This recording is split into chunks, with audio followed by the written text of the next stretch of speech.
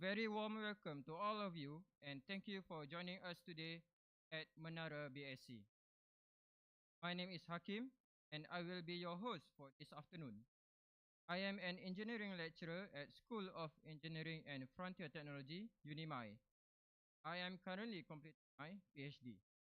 My research focuses on improving network performance by optimizing congestion control algorithm in software-defined wide area network, or we call it as one. This year, I have also published two index journal articles related to my. Through my research, I have developed a strong interest in how intelligent and automated technologies can be used to improve performance, efficiency, and decision making. This connects closely with the focus of today's our session, Smart Environmental, Social and Governance, ESG, how AI and IoT are transforming Malaysian industries, bring together some of Malaysia's most respected technology experts to explore one of the most important trends taking place in courtrooms and campuses across the country. How can we move from manual and reactive compliance towards intelligence, automated and sustainable practices? The answer, as you will hear today, lies at the powerful governance convergence of artificial intelligence, Internet of Things, and smart systems that are already working. Real Malaysian buildings, real Malaysian factories, and real Malaysian industry. Before I begin, I would like to invite Prof. Vigneswaran Nair, Interim Vice Chancellor of UNIMY, to deliver our welcome and opening remarks, including a brief introduction to UNIMY's exciting upcoming AI and data-driven. Please give him warm applause.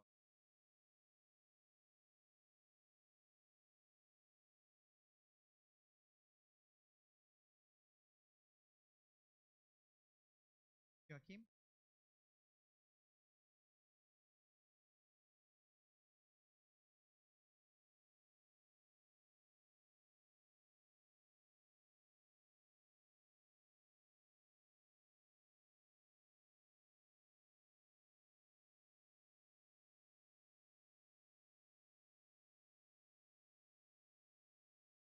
Past days, I had the privilege participating back investing sustainable development summit 26, the invitation of our state government brought together thought leaders, policymakers, investors, practitioners to discuss how finance, technology innovation, partnership can accelerate such. At the event, we were reminded that the real promise of AI and IoT not simply greater efficiency, but ability to measure, verify, and demonstrate real sustainability comes. Having worked in sustainability more than 3 decades, I have witnessed how organization has evolved. The early years, organizations measured success by what they today they are increasingly judged by what stakeholders no longer want annual report filled with good intentions, but what they expect is real evidence, real-time data, measurable impact, and transparency. At the same time, artificial intelligence has moved beyond being an emerging to becoming the intelligence layer that powers decision making across every sector. So when combined with the Internet of Things, AI enables organizations to continuously monitor operations and also identify inefficiencies before they become a problem. This convergence of AI, IoT, and sustainability is therefore not simply about adopting, it represents a fundamental shift how organizations are managed, how competitiveness will be defined. Those who embrace this transformation will not only become more successful, but also more productive, resilient, and more. For universities, this transformation carries an equally important responsibility. Our role is no longer limited to producing graduates. We must produce graduates who can work confidently with AI, build intelligent systems, analyze complex data, and solve sustainability challenges. This is precisely why UNIMY strengthening its intelligent engineering digital innovation through initiatives such as our upcoming engineering focused ESG lab, collaboration with partners such as Square Cloud and MIMOS. We aim to create a living laboratory where industry, researchers, and students can develop practical Malaysia, Malaysia's digital and green economy. So today's event reflects that very brings together leaders who are not only discussing the but actively shaping it. Ladies and gentlemen, one of UNIMY's important tradition and responsibility appointment of adjunct professor of practice. These distinguished industry leaders bring valuable real-world experience, current industry knowledge, and also professional network into the classroom. Their contribution help ensure that our curriculum remains relevant and that our graduates are better prepared for the days.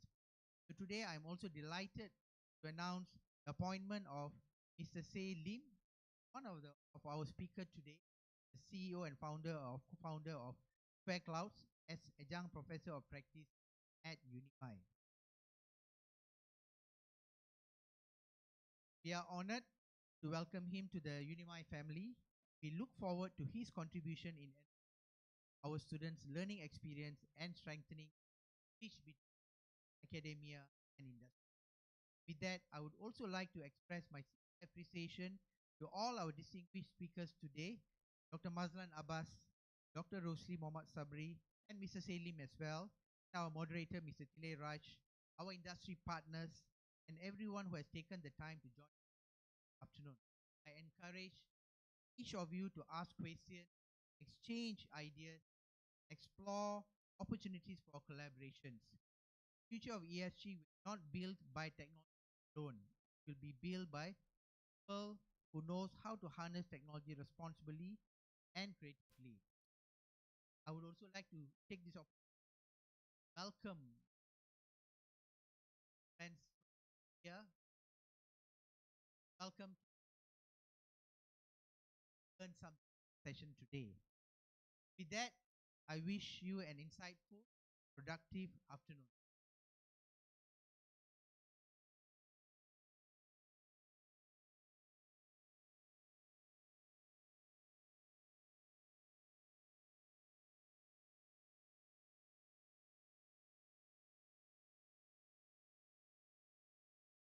This afternoon, we are privileged to hear from three distinguished technology leaders who will share their expertise and perspective on how AI, IoT, and digital innovation are transforming ESG practices and Asian industry. Our distinguished speakers are Mr. Say Lim, co-founder and chief executive officer of Square Cloud Malaysia, Dr. Mazlan Abbas, co-founder and chief executive officer of Favor Riot, and Dr. Rosli Mohammad Sabri from Mimos Berhad. Before we begin our first keynote presentation, we are honored to celebrate a very special milestone for UNIMY. Today, we proudly recognize an industry leader whose decades of contributions, engineering, technology innovation, industrial transformation, and sustainable digital solution have made a lasting impact on Malaysia's technology ecosystem. It is therefore my pleasure to invite Mr. Tay Lim co-founder and chief executive officer of Square Cloud Malaysia, to the stage to receive the appointment letter of adjunct professor of practice.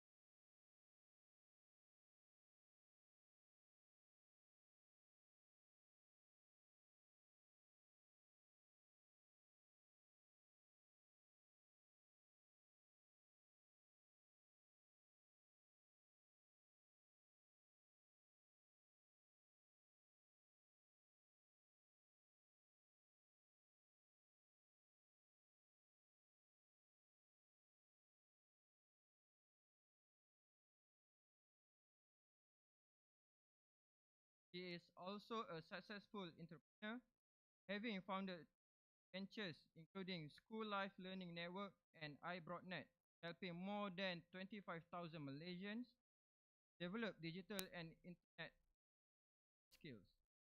Today, as co-founder and chief executive officer of Square Cloud Malaysia, he leads pioneering work in AI-driven energy optimization, industrial Internet of Things, and smart facilities. Through the Green Force platform, this team integrate artificial intelligence, IoT sensing, ESG reporting, predictive maintenance, and autonomous optimization to deliver measurable energy saving of between 10 to cost and working together with MIMOS. This team has also developed innovative wireless IoT techniques that reduce installation timelines from several months and less than an engineering graduate from the Technical University of Nova Scotia and recipient of the Best Industrial Engineering Award. Adjunct Professor Selim has consistently demonstrated how engineering excellence can create meaningful impact both in.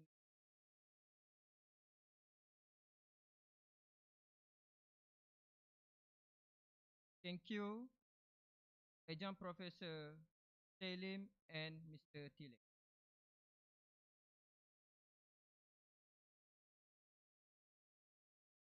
Mr. Adjunct Professor Selim will be giving his inaugural presentation as Adjunct Professor of Practice of UNIMY. Please give.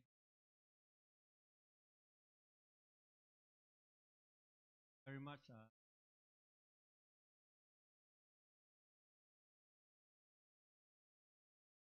People.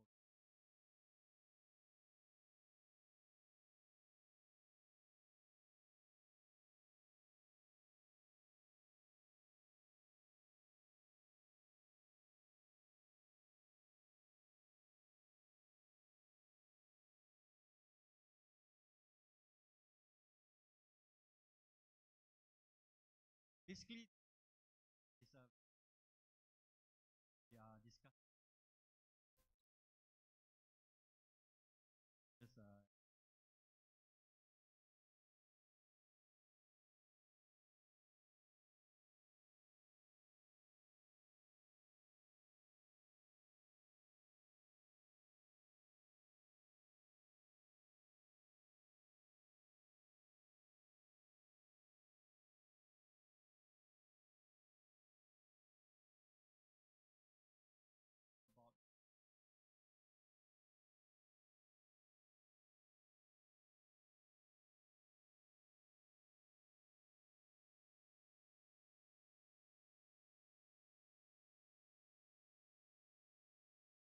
far up in the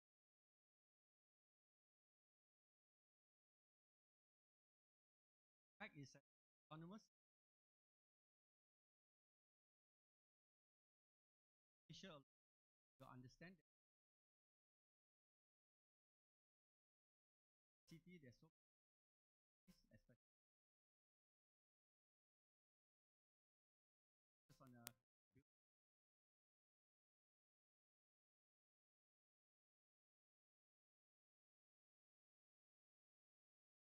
greater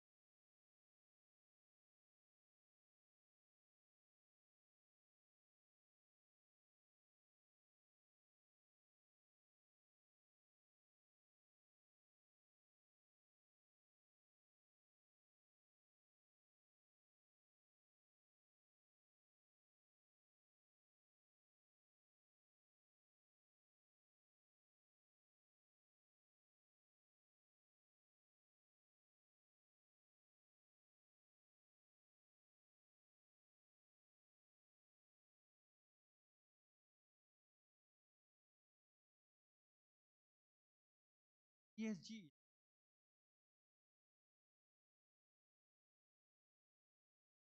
will be seen.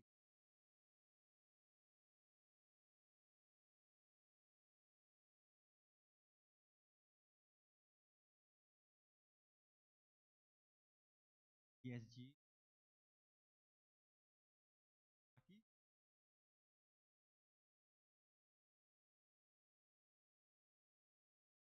another part of aging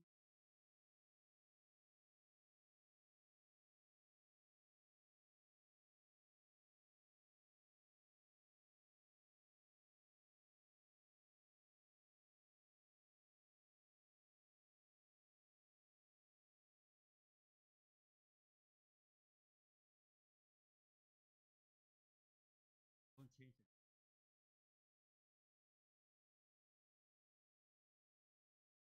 The fact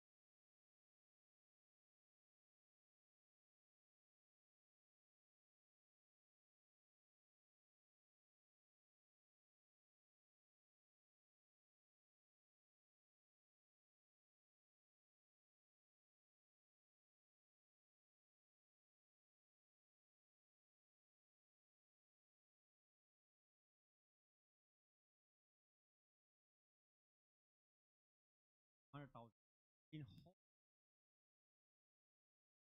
does not include China.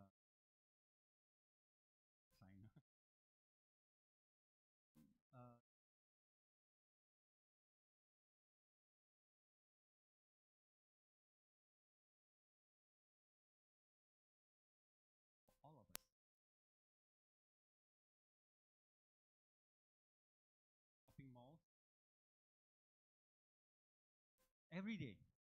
But shopping open every something is 12 hours,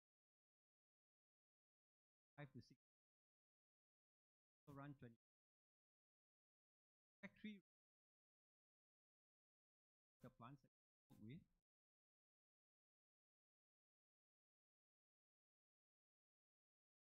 work with all of them. Have been in collaboration with Dr. Ross 2018 to of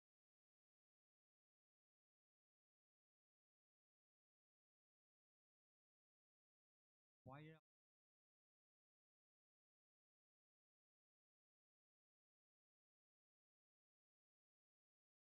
kind of work with develop some IoTs, work with Sheikh Masla. And it's an opportunity.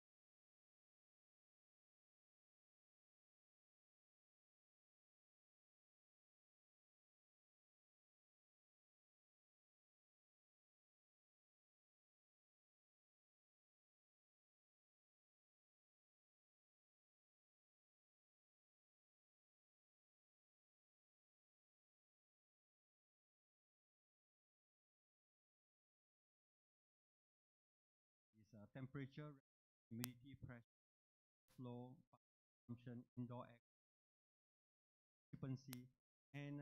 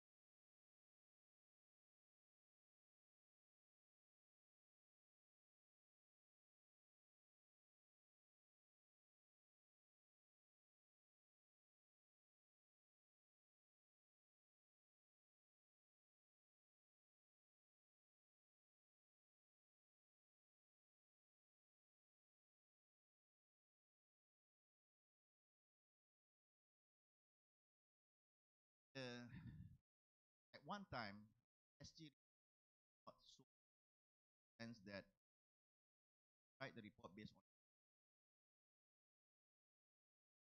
coming, now they have mentioned that reports should have some double edge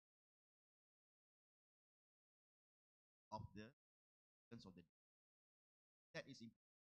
All other regulatory they have also put in place must have some form of evidence. Although they are not saying that mandatory, it's mandatory, you must have a, but they're actually moving to now becoming more stringent.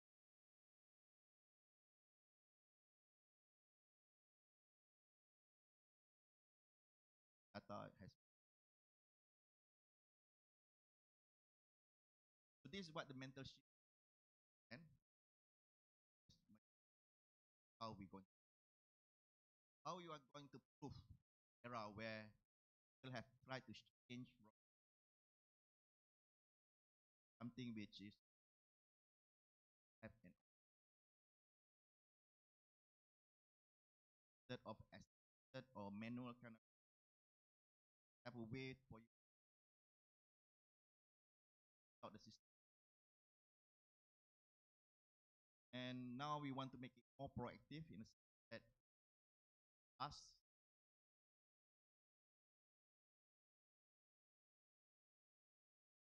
time and you ask you what happened for the last month.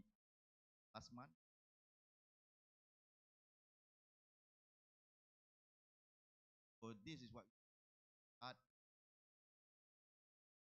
how we want to.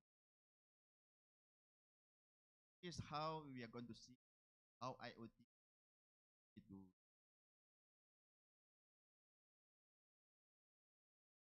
now tell him about his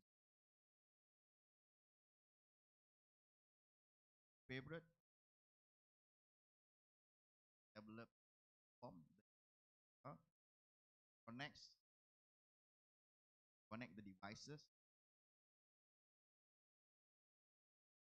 It's right in the middle of the stack. At IoT 5 technology, flying lake, one that a device comes from device connect and comes through.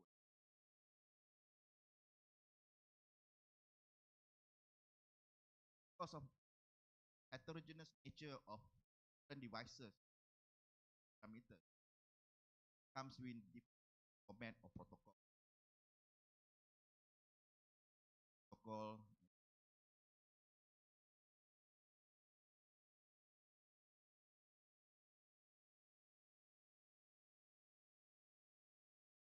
when you have that, sorry, second layer of that type of IoT.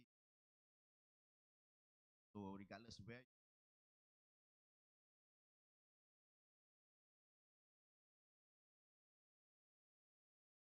that layer, where layer, favorite build. Form layer is the one that manage the device.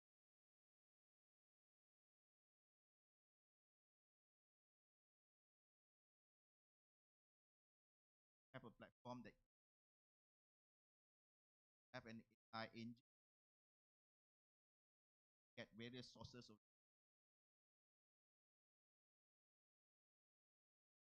but you also like to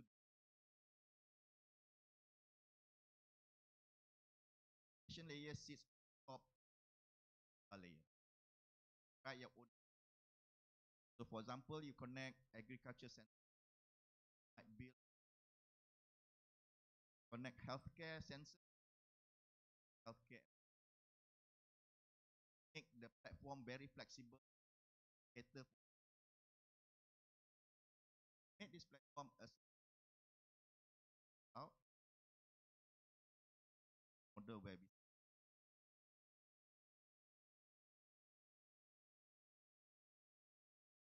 Sometimes people, I just want to have a fast view of the data that's coming in.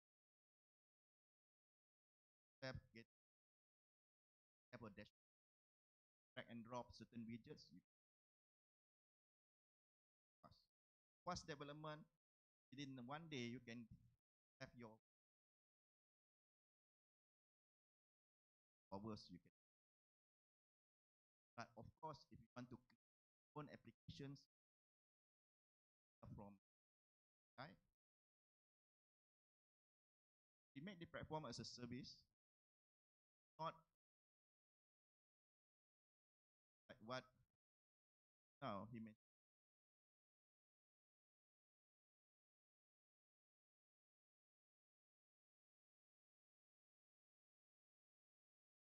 Building particularly very vertical. Here, platform is later in put later I'll let you share with you. You guys can use IoT.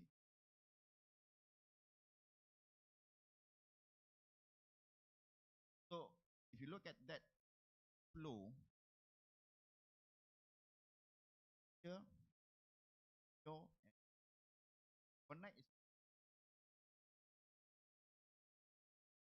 about the devices, capture it, timestamp, know the location, know the source of secure, there are some security method, right? But you blockchain, what blockchain you want, at the audit. So for me, that dashboards, a platform like this, steady that comes from. Example, you have power use, have claim that you amount of energy. But the question is when exactly captured exactly current the power is peak, where exactly the, where exactly it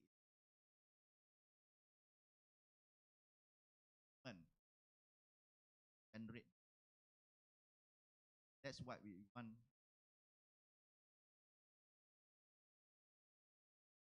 Then we ask ourselves, where should we place the AI? Because I always have this question us an AI every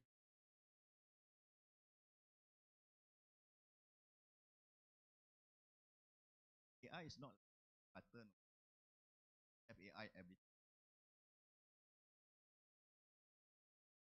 once we have data, AI can decorate your reports better lah.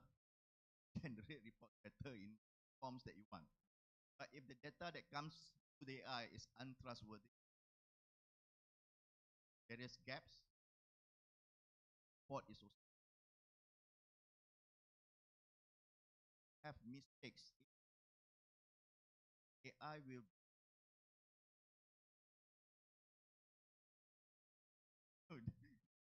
come out very from something. I will hallucinate. What or whatever. Thing with IoT, not do. So in a way, there are certain cases, there are certain data missing, there are certain animals to clean up, but it also flag by this data have some animals. But the moment it goes out into the report, it's more still flag.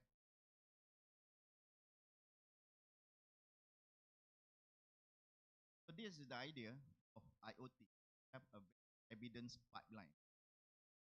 Have every month, continuously, 1 day, 1 hour, whatever. Cure it.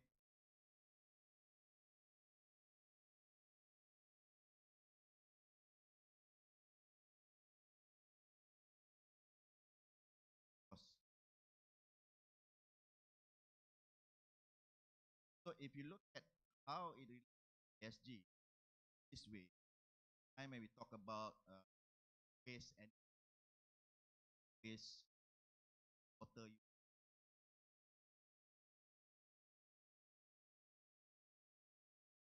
wastage in terms of environmental part, that will be happen for the E part lah, bracket. But on the part, environmental impact,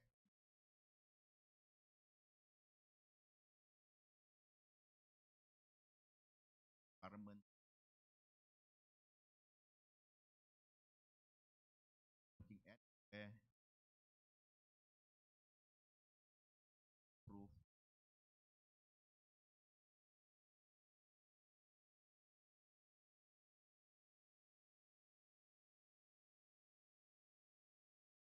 I think I don't go like this. And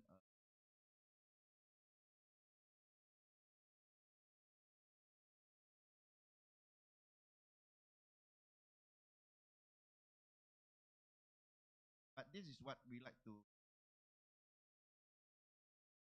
one that prepare the report, planning that scramble comes from heights, make certain have to file the you want them to have that kind have a system well connected, push this data to the,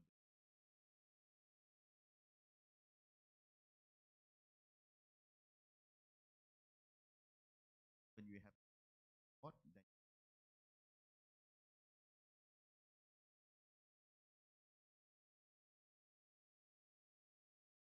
so if you look at how hardware exactly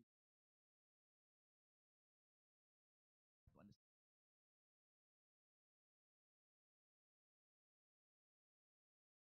what a 4 degrees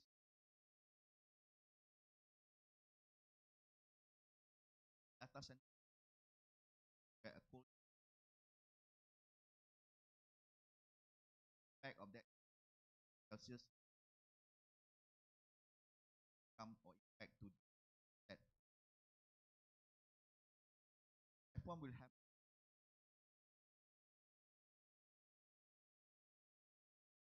customer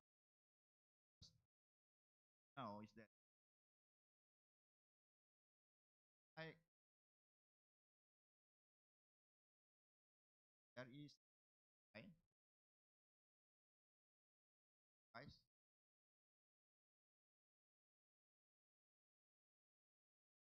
I is that have that AI the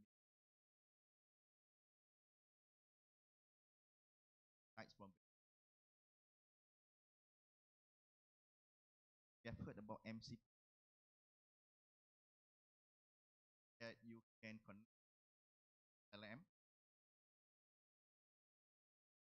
and in example you have a lot of data but you don't understand or you query the language must be the prompt what happened within last 3 of time frame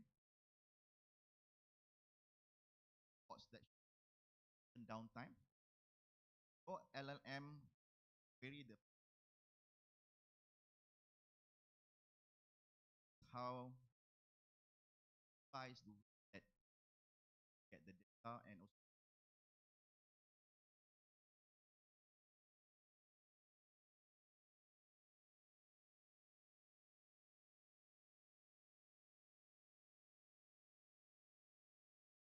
one of the things that we also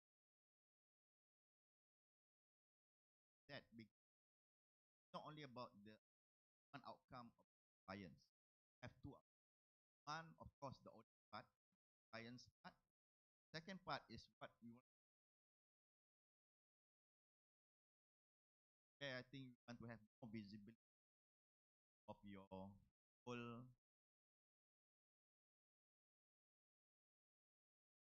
of I mean blindness. Operational blindness is when you have data, some your data, when you have a dashboard, verify about the data, you can see the data, but you still find. That's why AI needs to come in. That you have by final part of operational blindness, act operation that use of having information that tells you that now, but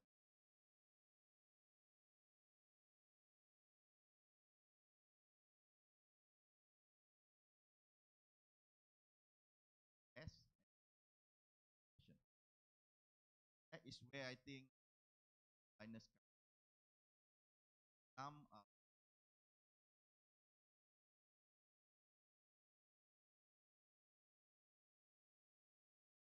So this is the question that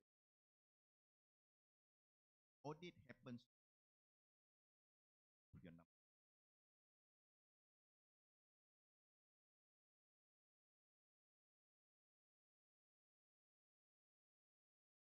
Not trace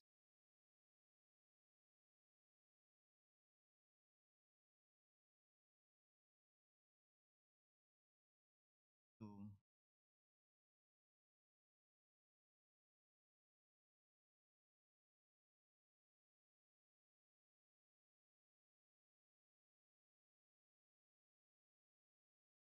projects.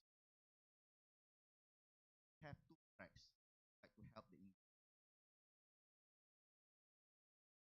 IoT of operational blind. The first track is what we call favorite build. Favorite build track from access credits is for your final year for startup who want to connect your hardware.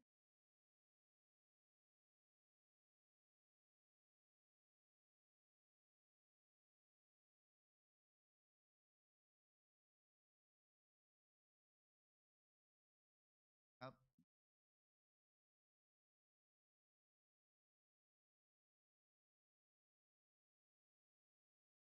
applications can be proven, viable, favorite part comes together, thing you got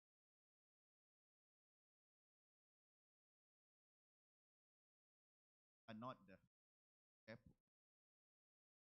hardware.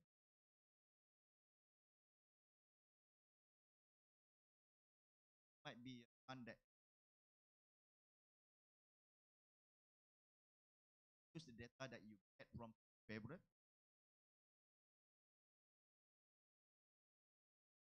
have more further AI. I give you one example. One of the one weather the price weather station price of wind, rain, environmental parameters. Use this of use this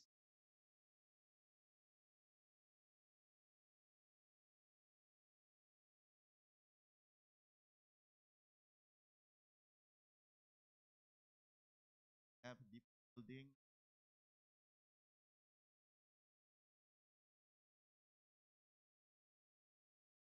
part of the.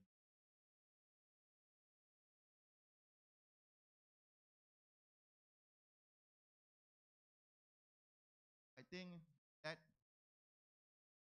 very much.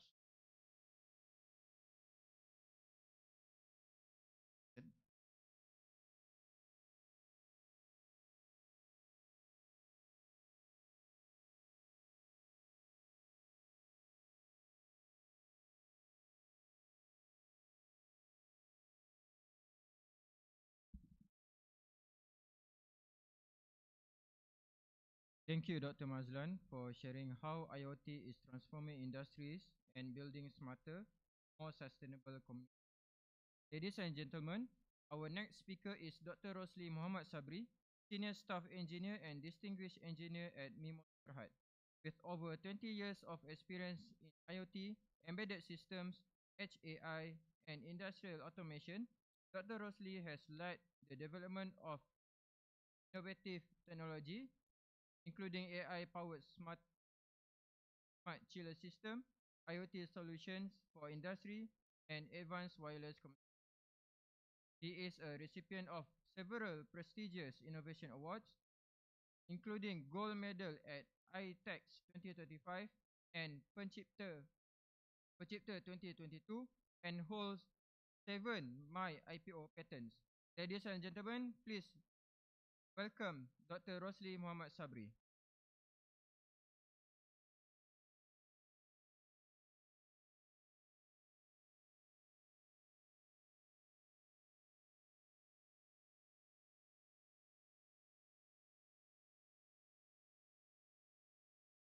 Um, Good afternoon. Thank the frankly speaking, I don't give talk a lot. Probably my third or fourth time, so if I sound nervous, please forgive. Um,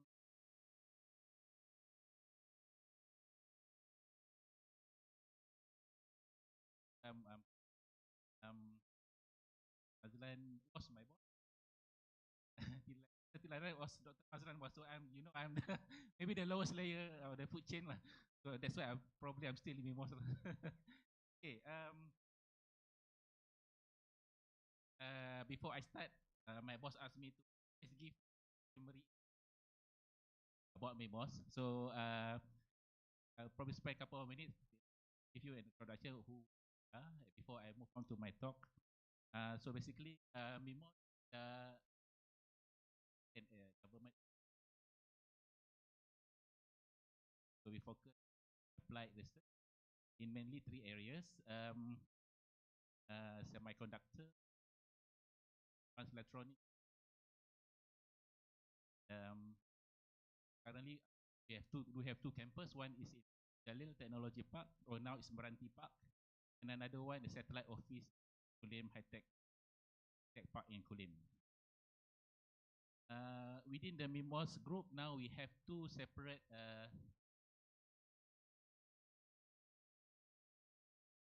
technology will be handling risk, like commercial or commercial R&D, technology development, development, tech services. So we fall under Mimos technology. And we have another one called Mimos Holding, is where the commercialization arm is. So all the research that is able to be commercialized as under armed under.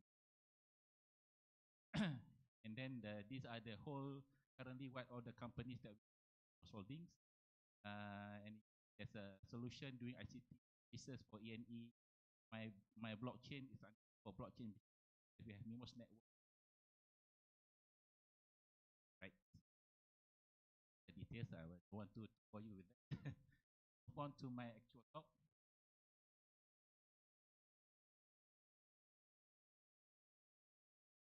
Right. Oh, before that, my last slide for Mimos. So basically, we are how do I say, we work with a lot of organization, university, private companies, maybe also international companies, organization. So what we do is that have ideas, have some things that you want to be developed, that come to us, so we can have a discussion and how do we can move your idea to a solution. That's what we also did Square Club earlier in 2020. He came to us with problems. We look at how do we can develop technology for them so that they can take their this technology to commercialization. welcome everyone ideas and right. Okay, so uh, basically type of technologies, IoT and AI that we develop in Mimos. Of course, Mimos have quite a few technology, but since I'm being given about 20 minutes, so I don't want to be talking about all the technology that we have. We're going to spend half a day. I think once this, I try to create some of the technology that we have, specifically what we have developed, cloud, right?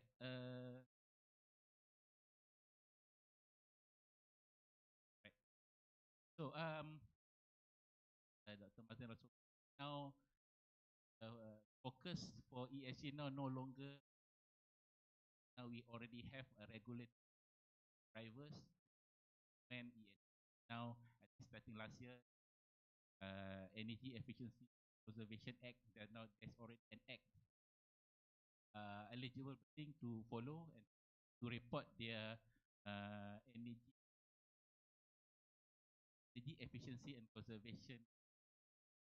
If they don't do this, then there are, of course, penalty, fines, and also if we also keep doing the same thing, then there are other implications like reduced profit. You have a team, and maybe your reputation. Now I think the world are also.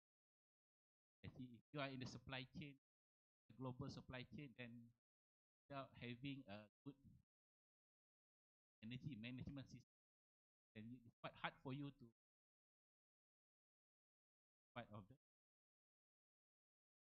So ESG, especially as let's say energy management method, real time, is very important now, more than ever, more than previous, because the regulatory policy pressure act like, and I think Malaysia also carbon taxation method, which is even more pressure for the local industry to smart system like IoT. So for us, we try to approach the FPS like when Square Cloud came to us. So our approach was to replace. Our strategy was to retrofit and not replace the equipment. How we're gonna do this is that we feel the solution should be hardware light, meaning we don't have to have a lot of cabling pairing that can reduce the installation time, but still able to give you the key information or data from the. So I have developed a technology stack that will help us to enable a smart ESG. So these are the current one of the example that I personally worked on. So if you see for our technology stack, we have the about 5 layers. So the bottom 3 layers is the IoT layer. So we have gonna have the devices that do the sensing of all the quality data from the equipment. We have the connectivity layer, the wireless. Because we are going with the hardware light approach, something that is easy to install and easy to manage. Then we have our network layer, gateway, that collects the data from all our sensors and upload it to the IoT. So Dr. Mazlan's favorite will be in the layer 3 and layer 4. So this is where the IoT, where we keep data. And then we are also, on the top 2 layer is our AI layer. So once the data is in the database, so then we build application on top of it. So for our technology, we are moving towards AI, digital intelligence. Currently, we are building this AI automation control that will basically process the data, extract insightful from the data that we collect from our. And finally, the highest layer will be the user interface. Currently, people are only looking at dashboard. Dashboards are good, but uh, we feel that the system, the user should not be dashboard. The system should be able to speak to them. So that's why we also working on RAG based multi-chatbot AI and multi-AI agents to help the user or the facility manager to better manage their facility. So these are the, I'll go through like line layer by layer. Come over. For the sensing layer, these are the actual product that we build for. There are three main ones. WISP. These are the devices that we retrofit equipment so that you do not have to change the equipment. You can use WISP, can talk and upload data to the server. Instead of you have to buy maybe brand new chiller with ready connected built in. So you can use your existing chiller, retrofit the WISP to it so that you can collect. IROM is for measuring the electrical characteristics. So with IROM we can collect electrical signal and where we can process and to know and to predict when the equipment service can predict whether the equipment is going to go faulty or not. And finally, we have the environment, humidity, carbon dioxide. This is for more for indoor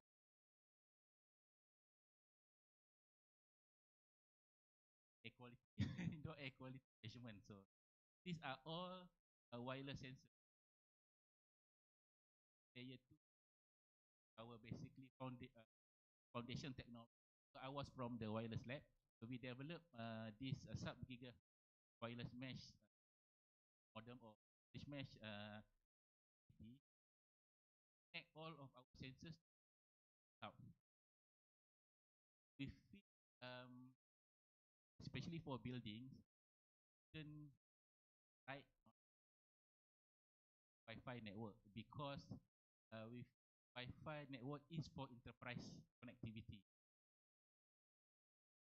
price application. But IoT are more small data, but there are a lot of them. If you write on Wi-Fi, might just the network and pack the as or enterprise application. So we build sub-gigahertz wireless modem.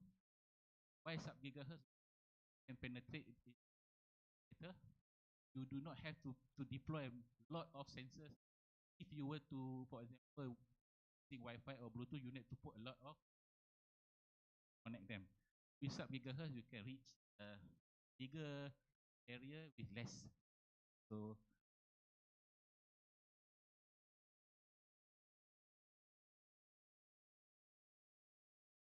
okay, here is the gateway. So all the sensor that we get from our sensor is aggregated to this way. This is where we connect to the internet, to the network, to the internet network. So like I said, favorite is sit above this layer, and I have we also use a favorite. So this is the actual dashboard that we collect data from our sensor and put it on the server so that have a collection of data that can trace. So the fourth layer is where our AI starts. So the approach that we're taking is that to build a digital twin. So digital twin basically model a system for model a system where we then use this twin on a learning algorithm for us to actually of the system. So for example, reinforcement algorithm find out the best optimum parameter for the chiller to run. Of course, if you do not reinforcement learning are basically like a try and error because it's a try and error type of you cannot actual chiller system to be trying and error on the actual system. So that's why we need a digital twin. So with this combination, can do optimization of the chiller system or other system in the building, so that we can find the best or the most optimum setting all time. Finally, is the um, agentic rack layer. Earlier, dashboard are good, but the system should be able to speak to you rather than you looking at the dashboard and try figuring out what's going on, right? So with the this rack chatbot and multi AI agent, what you what we hope that now you no longer have to actually click the button, the system will do everything for you automatically. So because you have agents now, you can set the agents to give you report daily or weekly or monthly, interact with the system anymore. So and with and I said, if the system can talk to you, then you can always be alerted by any issues going on in the or in your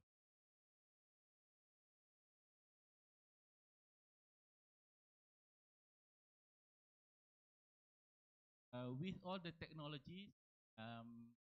We foresee that now facility, the way that we manage facility now is no longer active or no longer manual manual based. It's all gonna be more automated and also more predictive.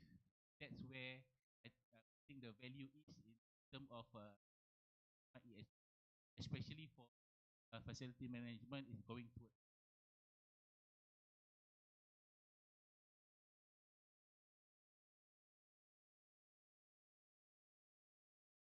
Okay, and also that with of technology like IoT, AI basically opens up new opportunities, business and commercial solution.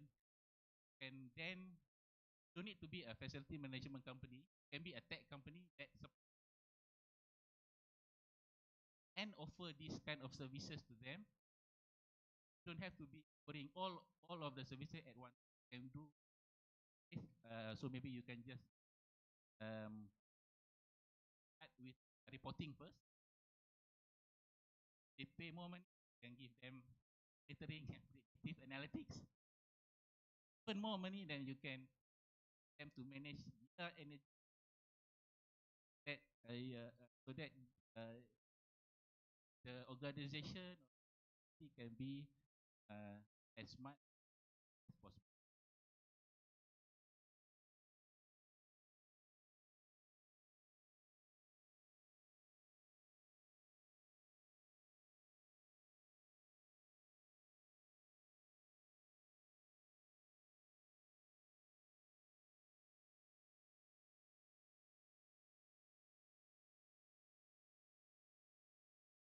Okay.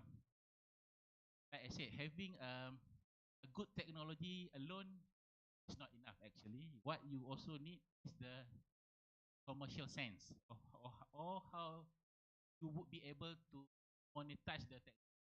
So with ESG, one of the ways are to actually improve uh, on the building, on the system, whereby from the saving you can then monetize it.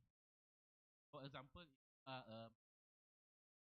if if somebody can offer can help me to reduce my bills, right? So that if I'm paying 100 ringgit, now I'm paying 50 ringgit, be good, something that I would be.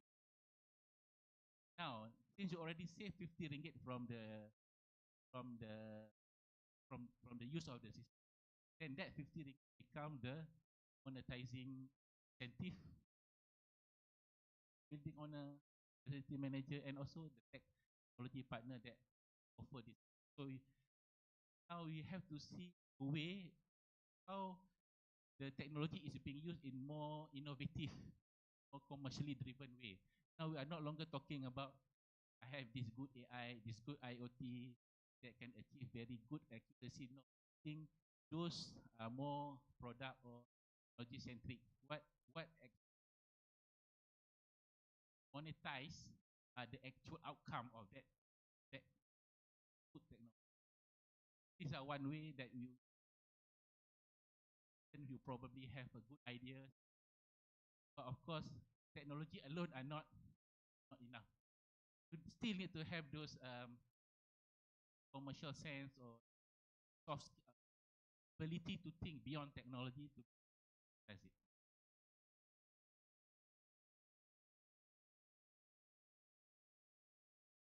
Okay, so I think I echo what Dr. Mazlan said. The future is provable and operational, right? So you need to be able to prove your term. In the slide said, if there's no data, there's no proof to have the data. And also, if there is no intelligence, you cannot optimize something that you cannot understand, right? The IoT part.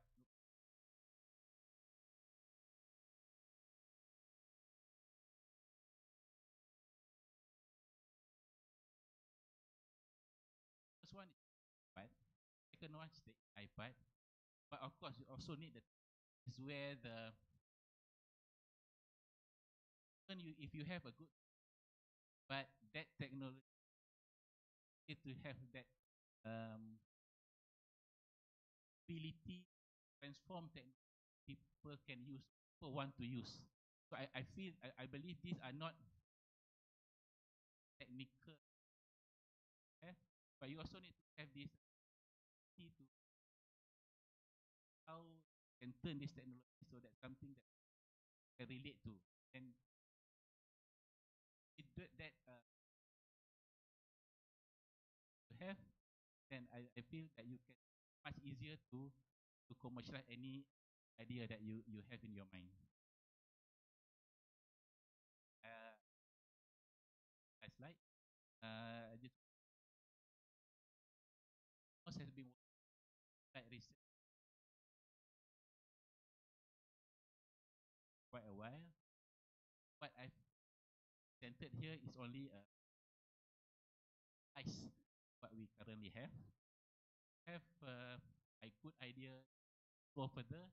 I encourage you to come to us and then for the idea together.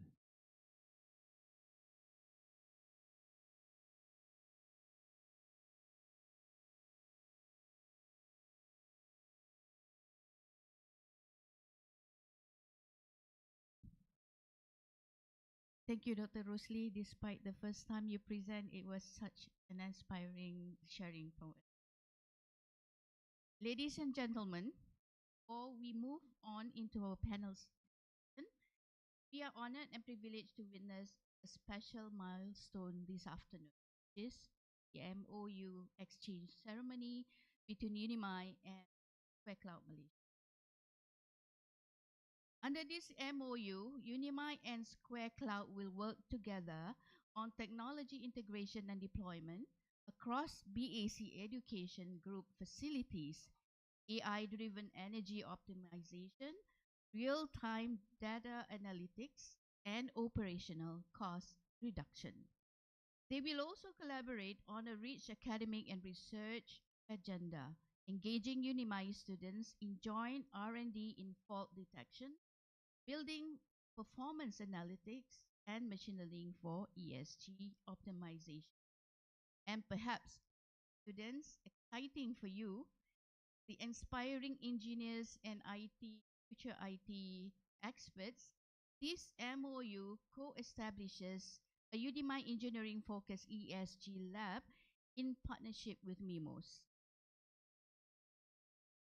A fully integrated living lab with real IoT sensors deployed on campus, producing real-world data for research, trading, and innovation. A demonstration site for industry, a training hub for professionals, and a space where the next generation for engineers will shape Malaysia's sustainable future. Ladies and gentlemen, I would like to invite Professor Dr. Vinesh Varanai, Interim Vice Chancellor UNIMY, Mr. Salim, CEO and founder of Square Cloud Malaysia, Mr. Tileraj, CTO, BAC Education Group, and joining us, Ms. Lindsay Lim, Business Development Manager, Square Cloud Malaysia, to please come forward to the stage for the MOU exchange ceremony.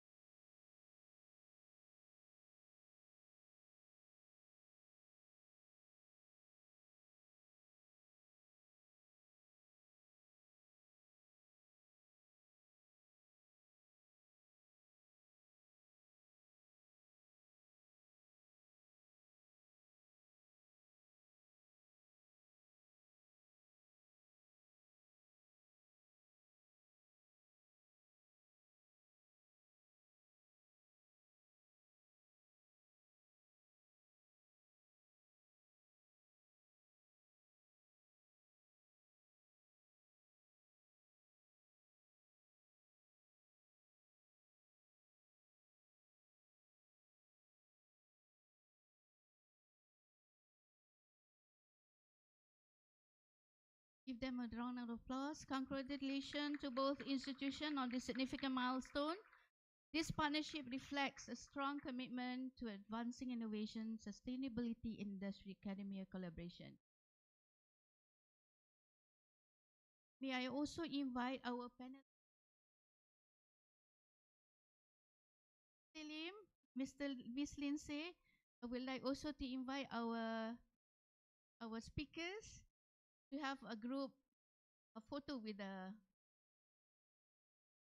Mr. Salim and Mr. Tile.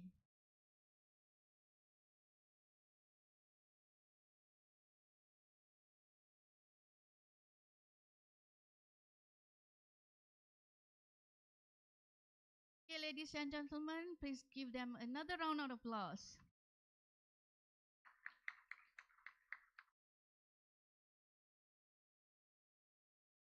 Thank you so much. Our panelists will remain on the stage as we prepare to begin the panel discussion. With that, I hand over the rest of the session to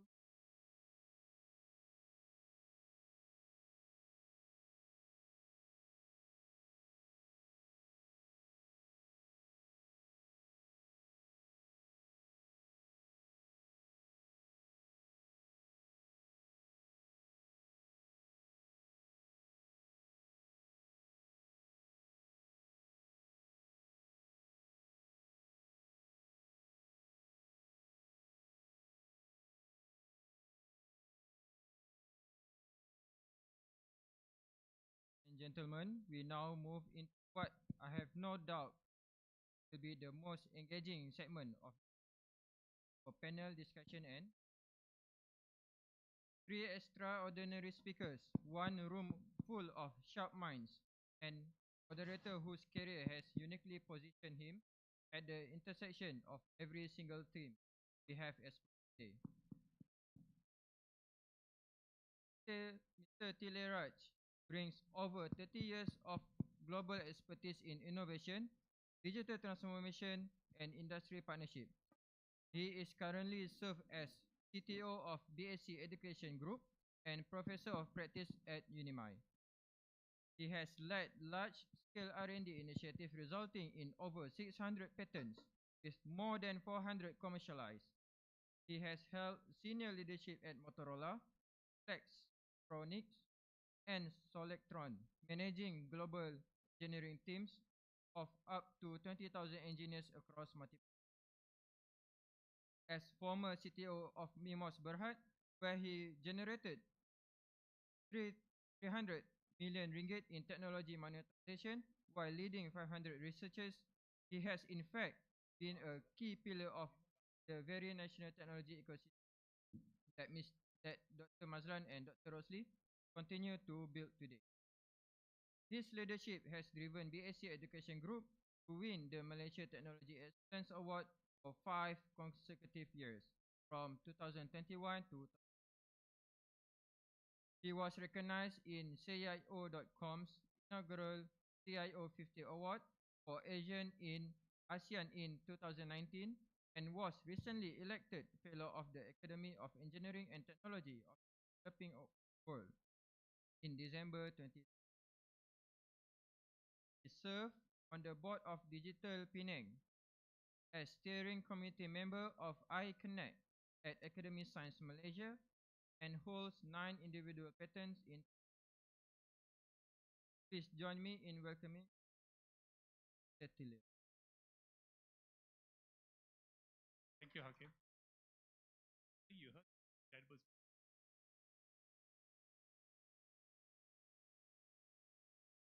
daily used to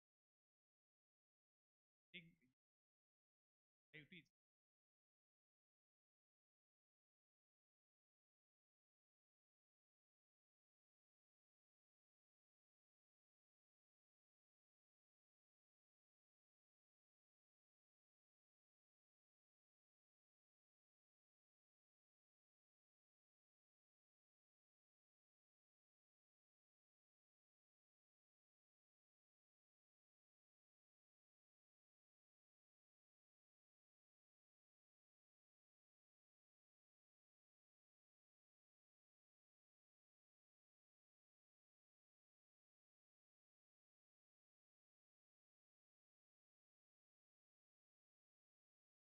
Um, Thank you, Mr. Telar.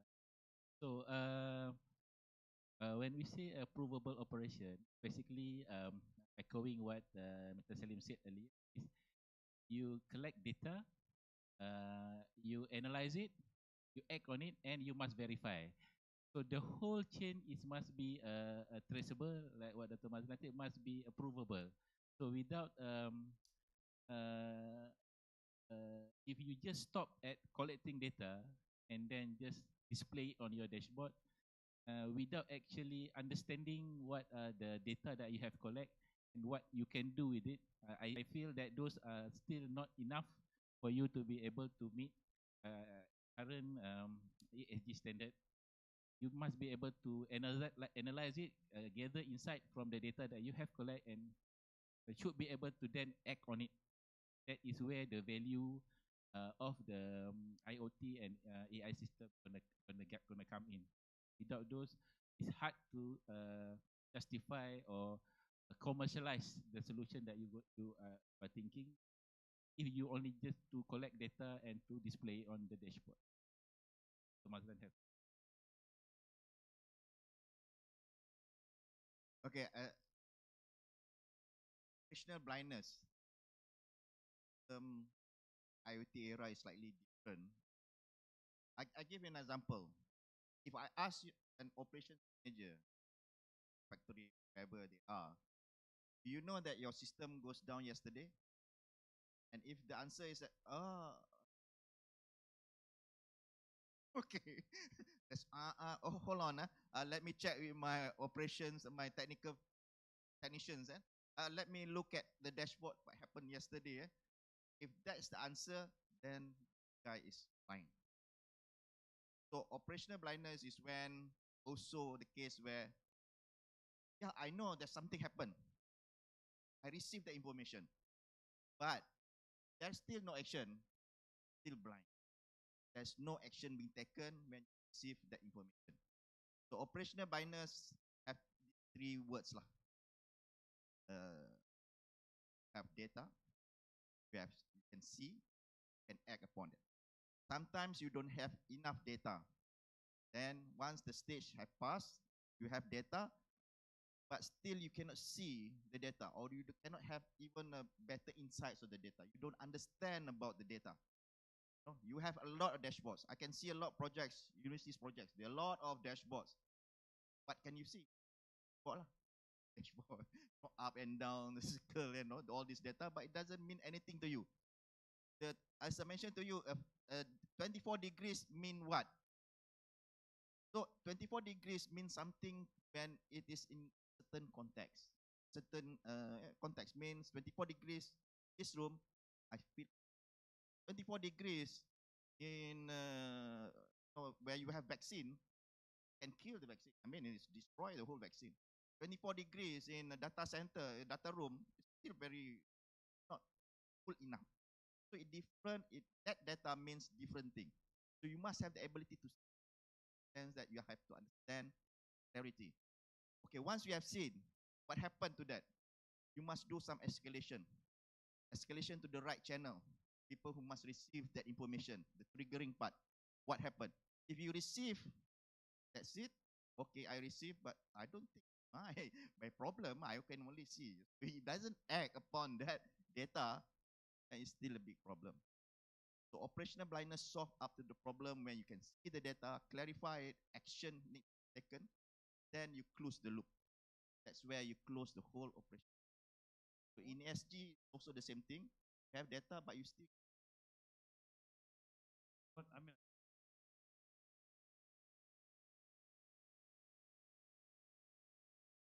operational blind.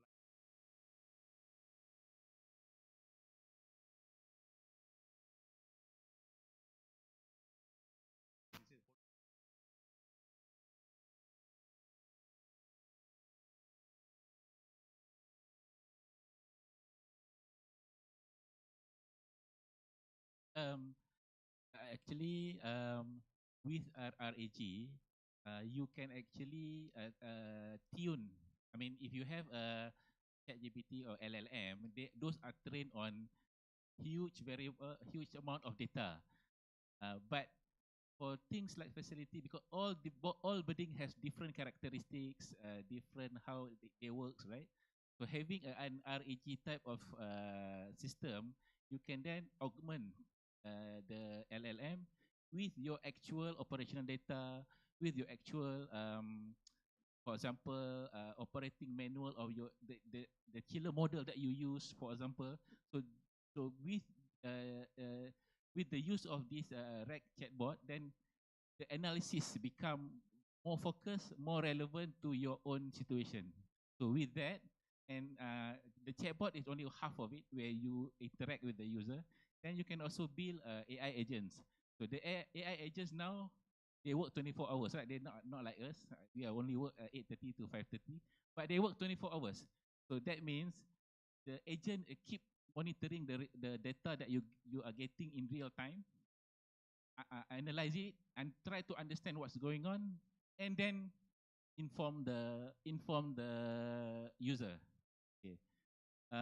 So I think having this type of system helps to uh, prevent the operational blindness that Dr. Mazlan was talking about, because then you are being proactively alerted, and the system analyze the data for you within the context of your building or your facility, not just having the LLM to hallucinate based on other people's data. So I think that's the key technology that can help improve the operation of the facility.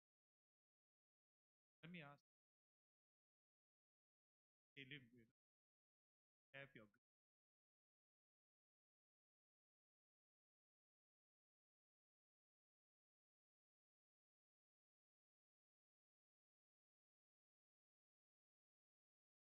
how did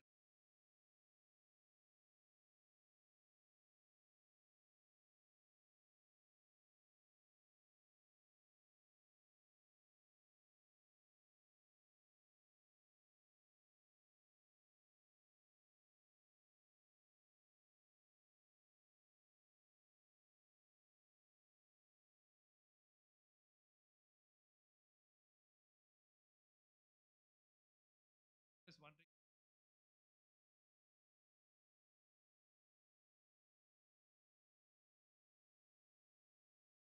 Okay, thank you. The question has been being mentioned. We actually have been taking a lot of data, now optimizing, right, and very optimize it. From the optimization, you act, right? So the part that you are acting on it, because you need to know how to optimize it, how to act on it, when he's whether it is going to be verified, right? Whether the data is verified. So it's always going in a circle, right? Your machine learning is, your agentic AI is, it comes to a central area to be able to process it. From the processing, then you will be able to make sure that the brain is the one trying to be decisive in terms of whether what is supposed to be doing, right? So at the end of the day, the operational blindness to us is not operational blindness to the system. We have to look at that side because it's going to be an AI brain behind it, because we have put in all the information, what we want inside there, and that is not going to be blind to them. They are running it, they are autonomous, making this. It's like you are going into a command center, you see a lot of dashboards, showing everything, right? But what do you want to get out? What do you want to get out from? You want the command center to be able to tell you what is happening or tell you when it's triggered, and if it's triggered, what is it doing, right? So not that it's triggered and you have to do something, or you have to get the technician to do something. It should be automatically telling and sending signal to the technician, and technician has to be received down there, whether the technician went down there in an hour or did not come when. That is what it's supposed to do. In this whole situation, AI is going to change the way all the operations are. So from the brain and from the operations to the floor, from the technician till the and getting back to your command center. Command center is no more giving commands. It is just organizing your brain and getting everybody connected. That's where you're going to have your proven, provable, and not blind at the same time. So I think at the end of the day, one of the biggest issues that we always have been questioned is about is when we go out to a customer and we save them 45,000, 50,000. So it has to be shown, it has to be proven. Proven as an aspect of the number of kilowatts, some demand reduced, everything has to be proven. Everything has to be traceable, everything has to be verified. Because nobody is going to pay you any money just showing that and say, I save you 50,000, but it's not in the real bill, right? So that is the basic fact of, or if you are working with all of them or any Malaysian company. So you have to have that data. That data, when it's not going to be blind, it has to be verified. And you have to be verified in different ways. That matter.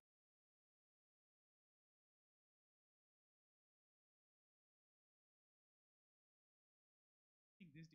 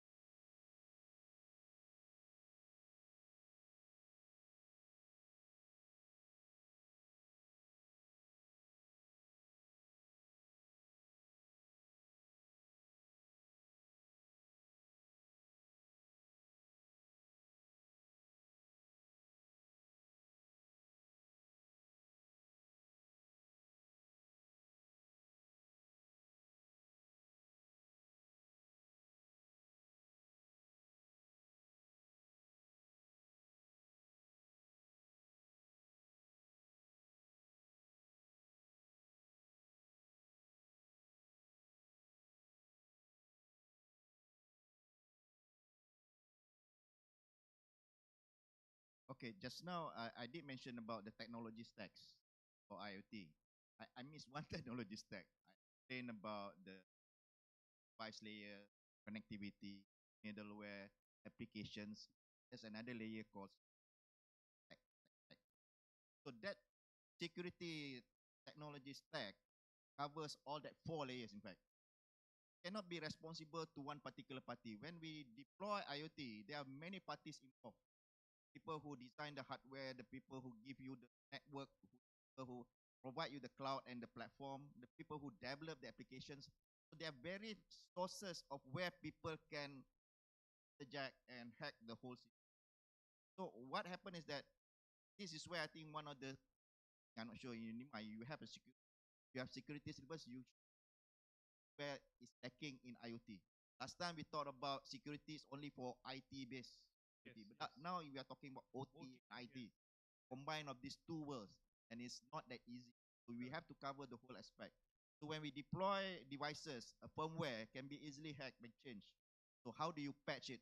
The moment you deploy 10 devices, easily you can go manually and some changes in the firmware. But if you have 1,000 devices out there, it's going to be crazy to patch at that 1,000 devices. So then you need to do some OTA lah over the air to do the patching and all that. Have the technology to patch every time there is some thing is secured further.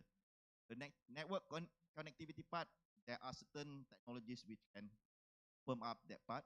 A lot of telcos have done that, but along the way you have some channels that you need to authenticate or encrypt it. So on the platform side, for us, our middleware have our own way to authenticate the devices. The moment they attach, we know that this is the right devices. There's someone hacked the devices, which we cannot know. Okay, but then the cloud itself have its own security. Have different levels of security. Application is the first part. That's the people can hack. Even the simplest is the password. That one I cannot do anything. It depends on how we secure that part. That's my take on.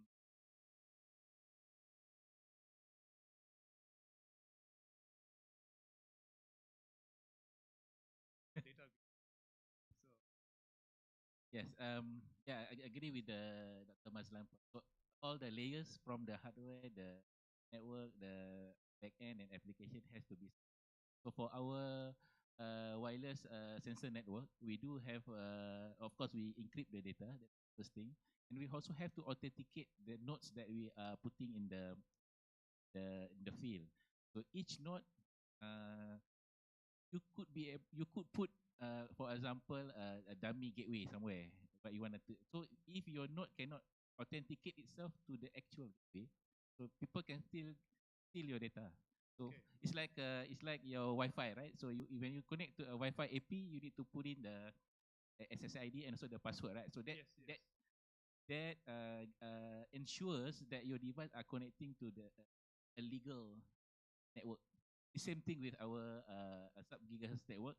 So each of the node, they need to be able to know the gateway that they are talking to are genuine. So for us, there are two ways. Of course, we also use similar approach with a Wi-Fi. There's a gateway ID and also the password for the network. Another way is that certificates. So these are more complex. So you have generate a certificate for each of the node that you can do like a private key, public key exchange. So that you know you can always authenticate with the right network, with the right gateway, and with the right backend, so that you protecting the data, so that people it will be difficult to steal. So I agree with Dr. Moran. So if you do not have the OTA capability, you can deploy 10, maybe okay, but once you go beyond that, it's difficult to manage. And of course, people with bad intention always trying to to hack your network, right? Yes. So the ability to patch your firmware over the air is going to be very critical for IoT systems.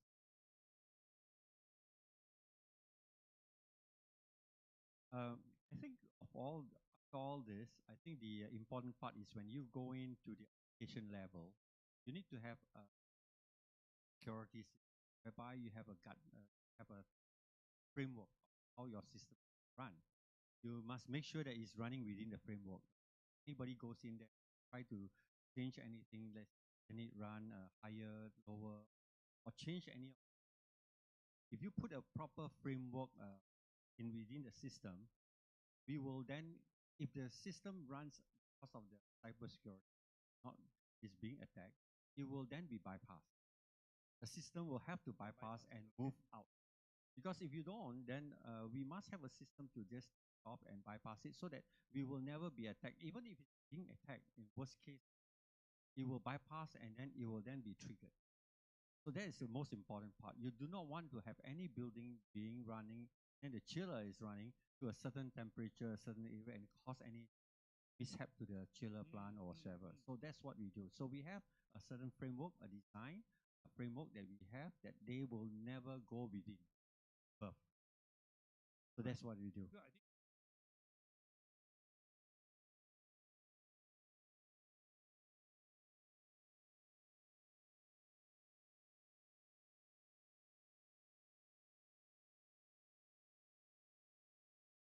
one thing I just like to add about this security and automation in IoT, AI making so intelligence they can do, AI agent can do everything without us knowing.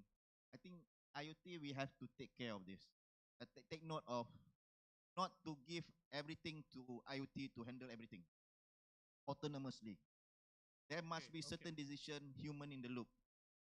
You cannot turn off the whole traffic light, without someone make the final decision lah. So there'll always be a human, but at the end of the day, it's very critical application.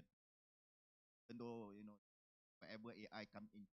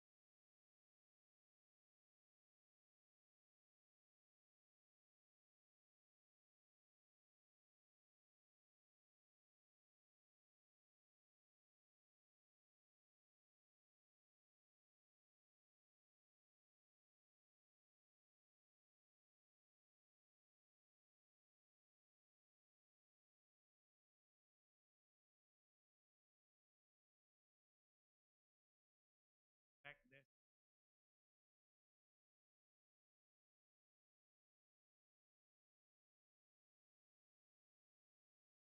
Please introduce yourself.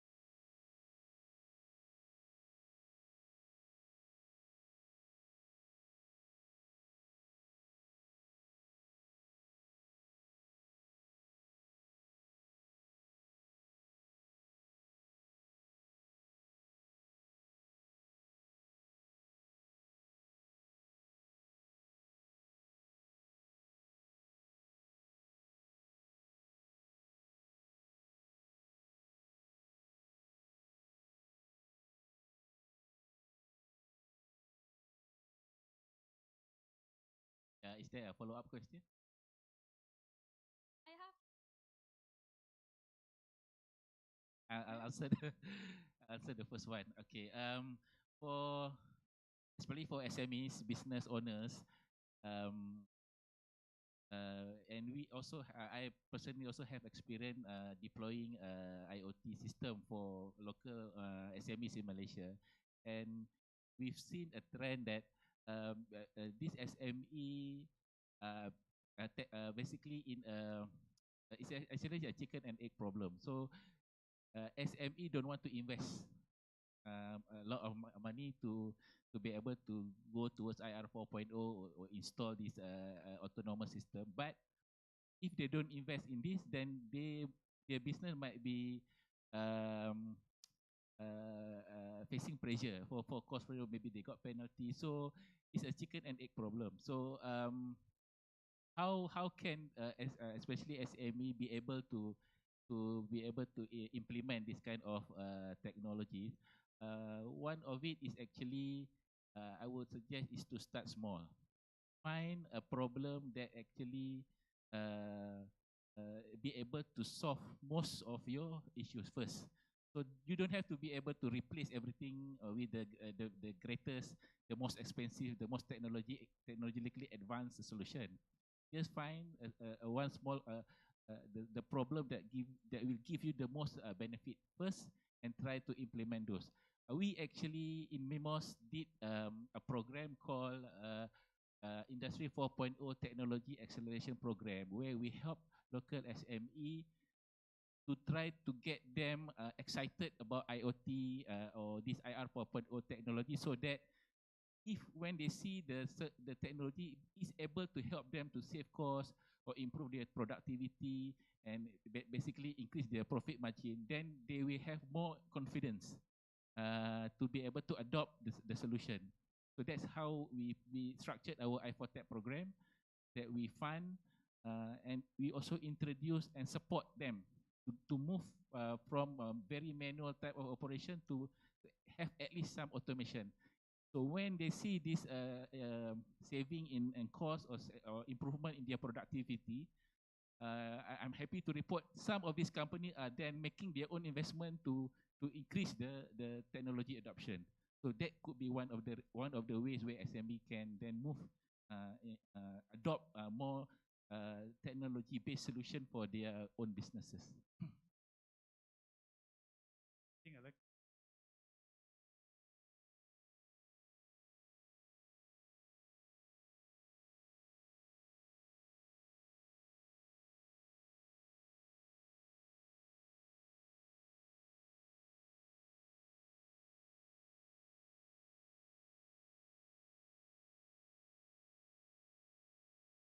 I think currently, customer base are pretty more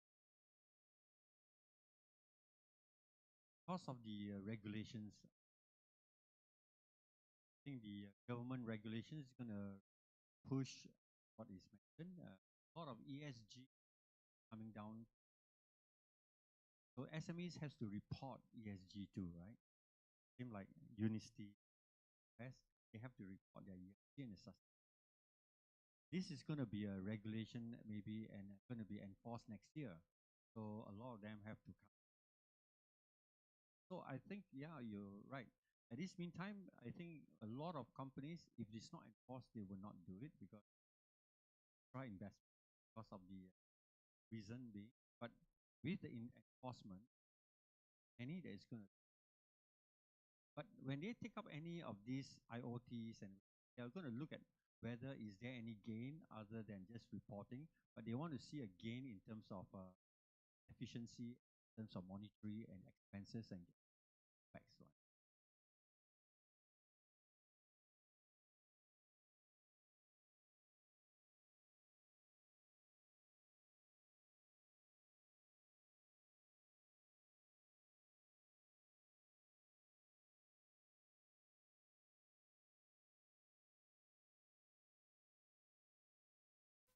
What are the most important KPIs when they measuring ESG? I think basically because of the requirement, a lot of the E's in terms of the ESG, the E part, they are monitoring, especially for the environmental, how is it that especially the carbon emissions. So we do a lot of companies that we are working on. They monitor their water, gas, their emissions, how much petrol, other fuel they're using. All these are being measured. When they measure this, the AI is pulling out what Dr. Maslan is normally. Also, we are also looking at where are the areas that they can do improvement.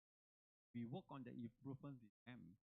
After getting those data, improvement, we work with them using AI and also the other, call it the ESM, energy saving measures that they have. And we track the ESM that they have, and then we correlate that to how effective the ESM and how are they getting the benefit out of the investment or they are not. So basically, the software and AI is helping companies evaluate the effectiveness of all the systems they are investing, being able to be reported whether they meet the SEU or we call it the building energy.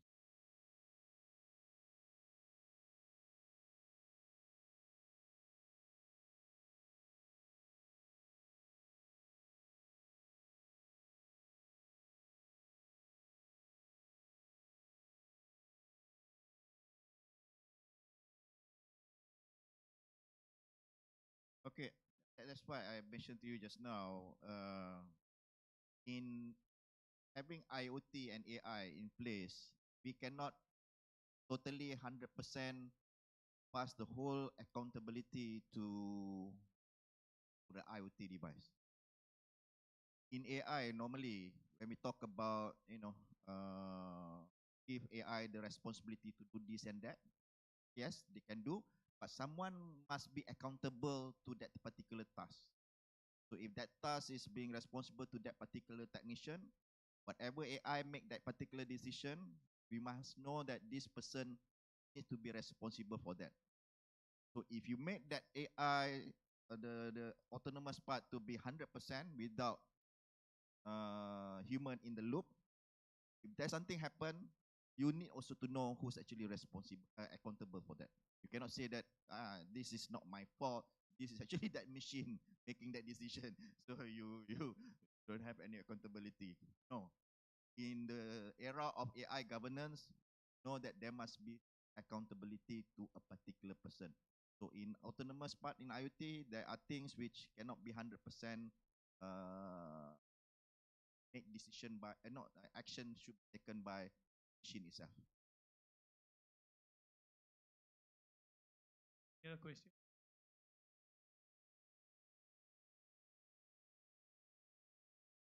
Good afternoon, gentlemen. I'm Tao.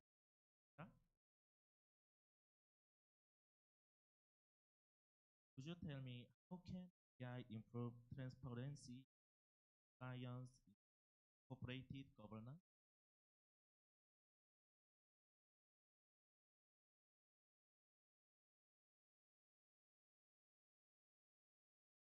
How can AI improve compliance, cooperative governance?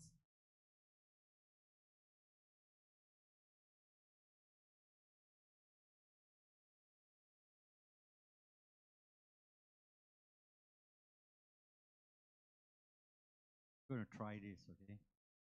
Basically, I think AI is coming into play, whereby corporate governance is ensuring that people do the job correctly for all the steps accordingly. Because you put in the corporate governance, you have certain criteria and certain flow process that has to be impacted, and somebody has to be following that process, or somebody has to approve that process. So corporate governance comes into play, whereby the AI will also be checking.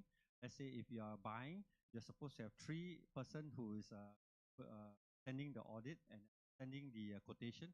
It will check all these things and checking who was the one automatically is the one who approved it, who approved it earlier, and what was the process of whether somebody approved first or approved second.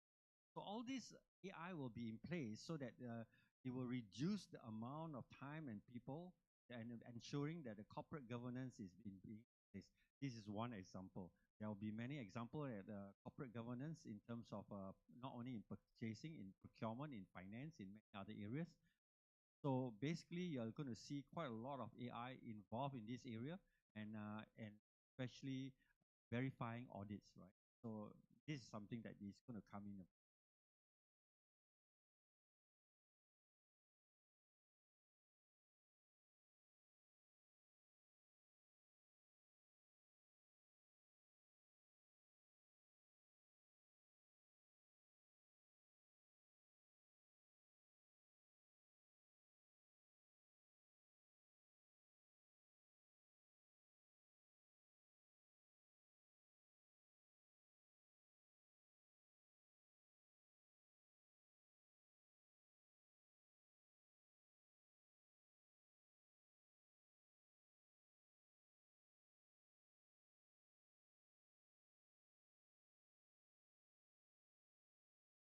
Go over to Green Boss. Green Boss is using AI, taking all the data and doing corporate governance, reporting for public listing. Also can be used for.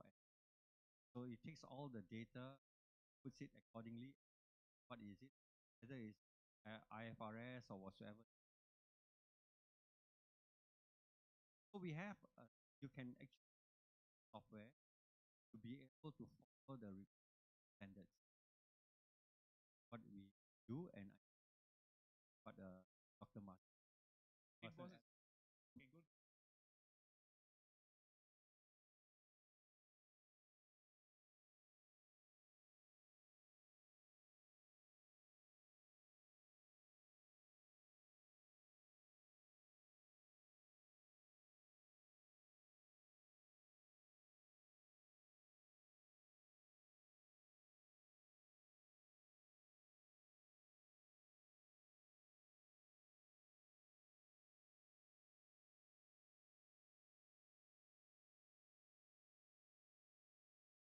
Control some.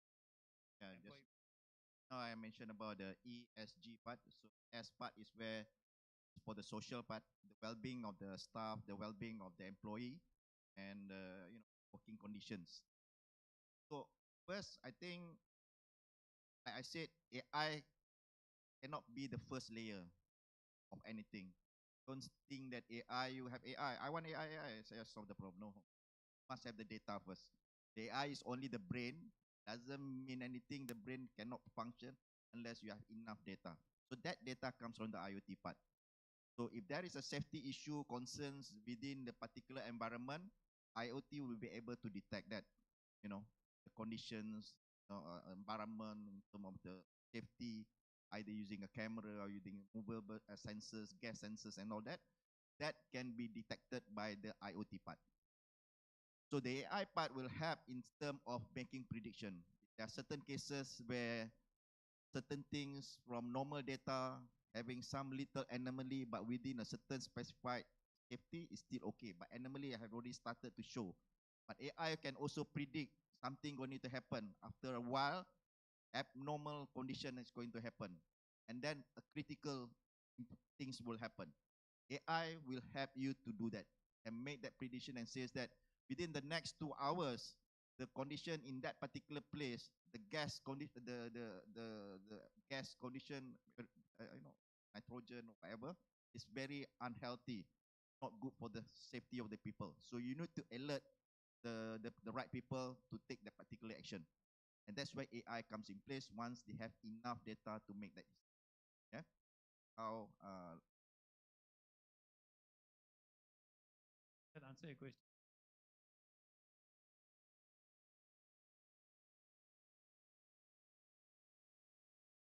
Wait.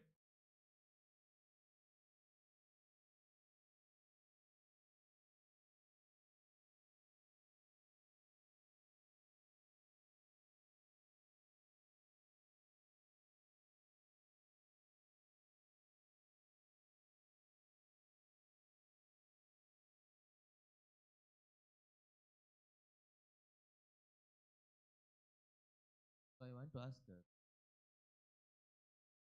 hoping to the belief that so assume going to fresh grade to work on AI part as a industry experience in that, what do you expected grade but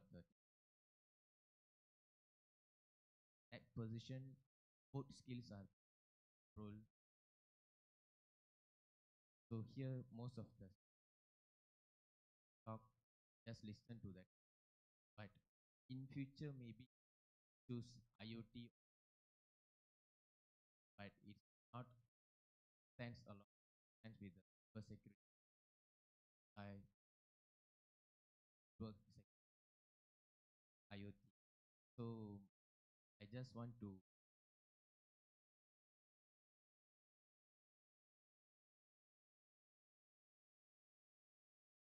in a fresh graduate who does the job and how he adapts into this situation.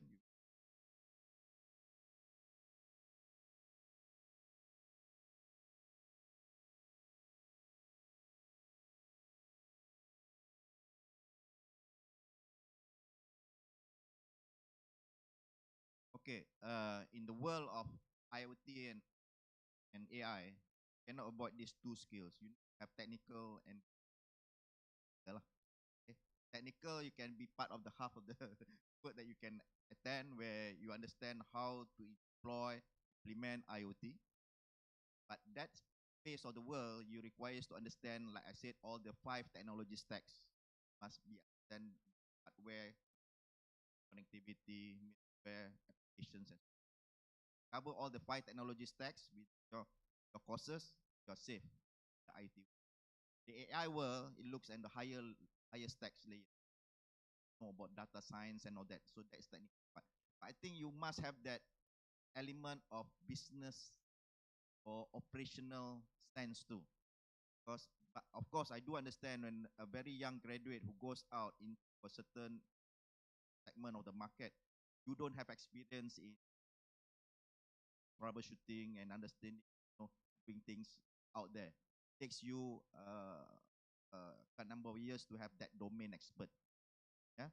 So that's why I always insist in the university themselves, when you do IoT project, for example, you must not just implement up to a dashboard versions. You have dashboard that is your results. No, you must understand what is the business problem, what exactly that you want to solve it. How do you want to, when you get the result, who actually can solve the problem, how they solve it. So you must imagine how operations really work. So before you enter the job market lah. So that's the skill that you have in place. Hopefully that's why the relationship between industry and university is very close, to get that input from the industry. But industry, maybe. I think one of the key element when students come, the part that they have to be very inquisitive. I think that's very important. When you want to go in and do AI, going in and with an inquisitive mind, two is when you got all data, you also, and you have a problem, you must have a problem-solving methodology. You must understand how to solve the problem. You must really how you want to solve it, and then you will go out there and very firm, going out there technically. Sometimes you don't know about it. Nowadays, everything is in like what do you call it, internet, right? Learn about each how each flow is running, why this equipment is running this way, what is the best way to run it, and AI, OpenAI or ChatGPT or whatsoever can give you some guidelines of how you can. So the part of inquisitiveness and going in and understand is part and parcel of a requirement of what you would like to see in a, rather than just coming out and say, what do you want me to do, right? If every day you want somebody to tell you what to do, then don't think there's a lot of others who says, this is what I can do. Rosemary?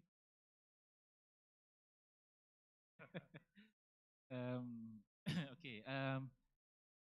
Again, what I said in my talk just now, just having the technology is just like you standing maybe in front of the door. But how do you convince when you knock at the door? How you convince the in this case maybe the future potential employer to hire you, right? So you need to have this uh, because in the era of AI, technical knowledge is like given lah. I think I will talk to Prof. Vignas just now. It's a given now. It's the given. It's not something that you struggle like us in the past. when we take our degree, we have to really learn and understand or maybe memorize all the formulas. But in this area, AI helps you to do this. So you don't have to spend more effort now to understand some subject. Technically, you can get the information very easy, right? So what then differentiate you with other students? They also use AI in their learning, right? So there must be some differentiation value that you can bring to the employer or your future employer. So I think what Dr. Mazlan and Prof. Salim said just now is like the ability to understand how you can market yourself to give value to the employer. For example, I take example for our sub gigahertz modem, right? So what if our modem can travel 1 kilometer? To a customer say, so what's the great about it? You can travel 1 kilometer, but you need to turn that technical strength or whatever strength that you have to something that the other side can appreciate. So instead of telling, oh, I can travel 1,000 kilometers away, you can twist that as, oh, I can connect communities in rural area much better. So it gives value to whatever skill or whatever knowledge that you have. Instead of try to show, oh, I have this certificate, I have this, I score 4.0 CGPA. So for a future market, these are, in my opinion, because of these advancements in AI and all this technology, this is something already given. I would say it's already given. So you need to have a way to better differentiate yourself with the next candidate that is also using AI to improve themselves. I hope I answer your question. Last question related to IoT project. Talk about sustainable IoT project. Which sustainable development goals will? What are the favorite sustainable development?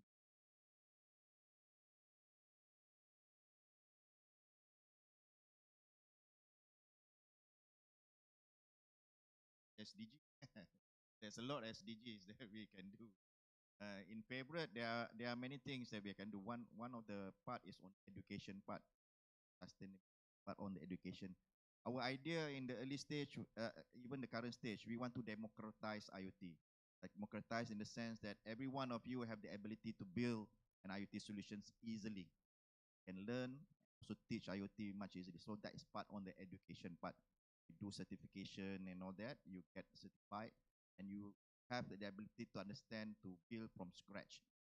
If you are here from Malaysia, you should be proud that you can build a Malaysia made by Malaysia, for example.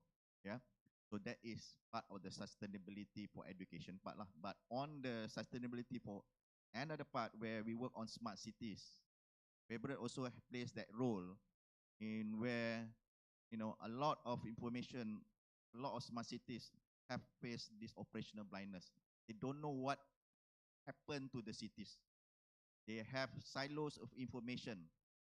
If silos of information means they have systems that just look at river monitor, look at lake monitoring, they look at environmental. So they have different kind of data, but they are still blind because it's not correlated into one single system.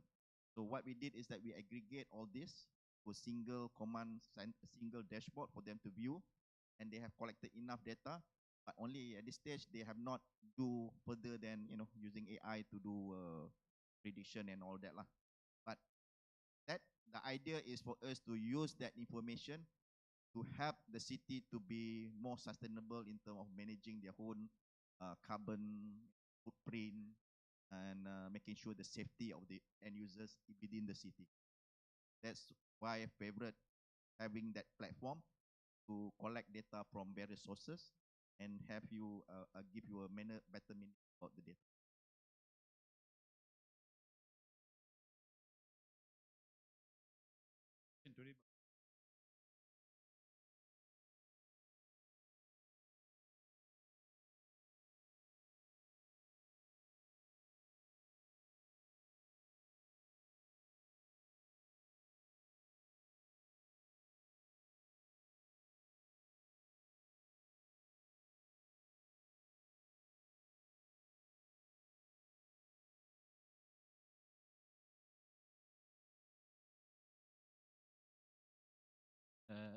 Okay.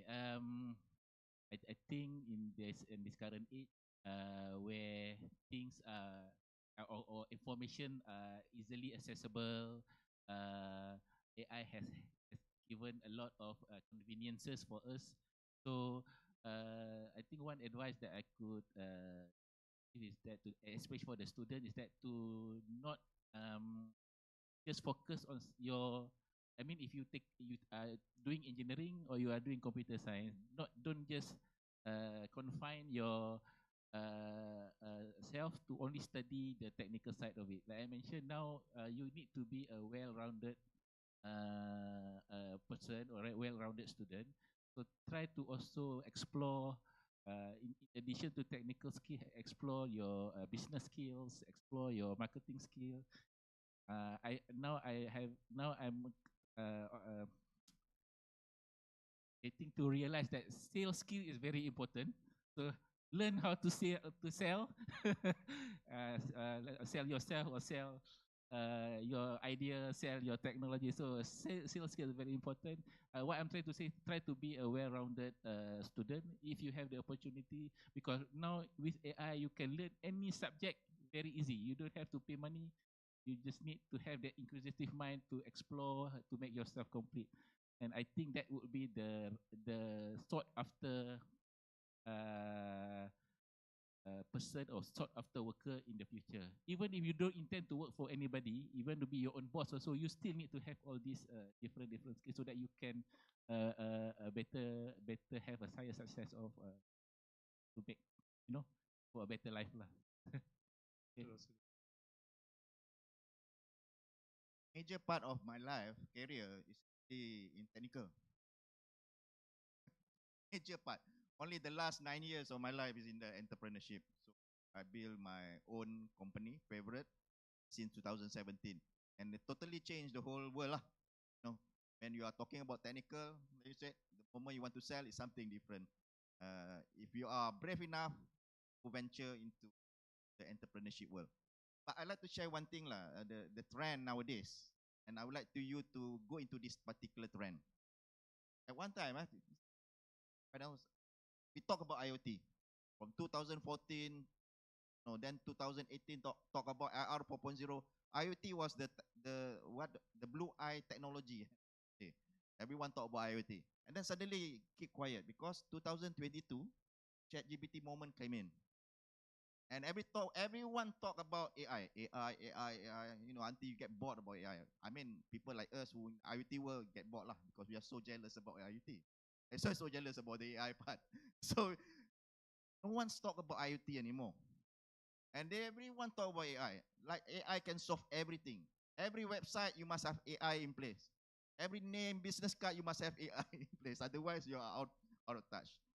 But now, what we are seeing in 2026, IoT came back from the grave, I would say. Why I would say that? Because AI will not do much. They will do something on the business side where they have IT data. The moment they don't have OT data, they don't have census data, they are still blind. Their eyes cannot function so well. Need to have that. So that's why I said, look at this trend, AIoT, artificial intelligence of things, and that's what's coming. So yes, don't talk only AI lah.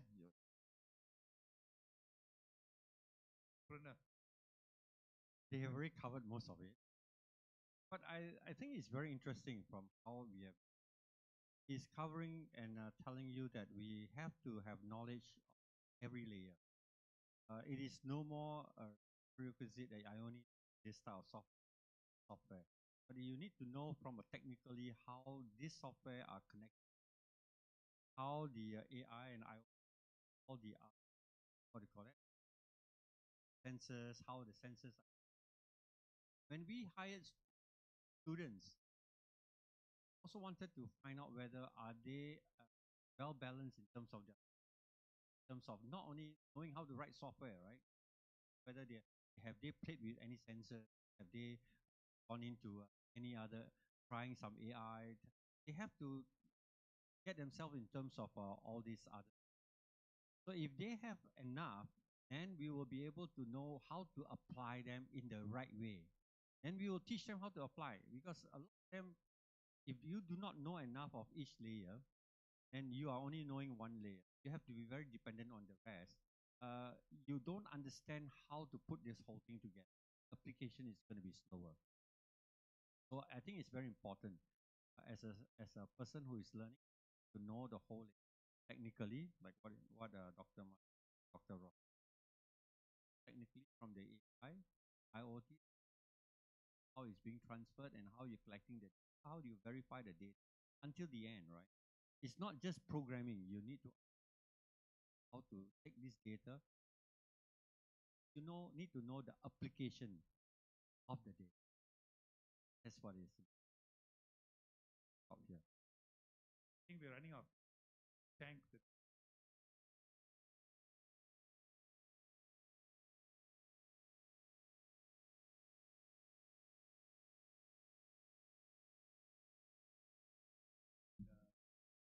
you to come back. So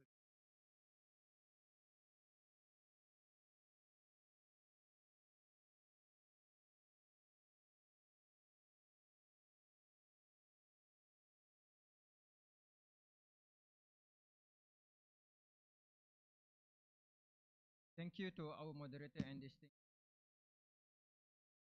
insightful and engaging discussion. Let's give them another round of applause.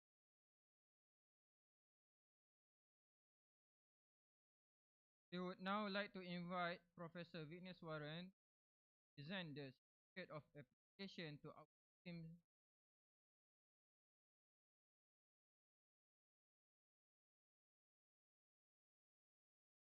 First, Adjunct Professor Tay Lim.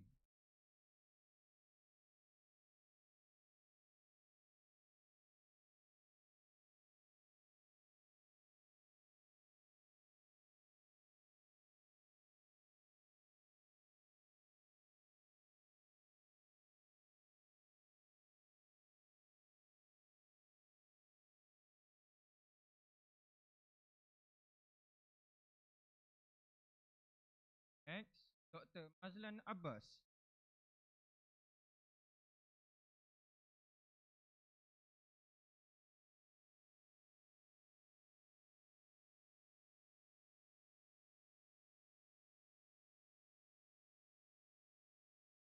Last but not least, Dr. Muhammad Sabri.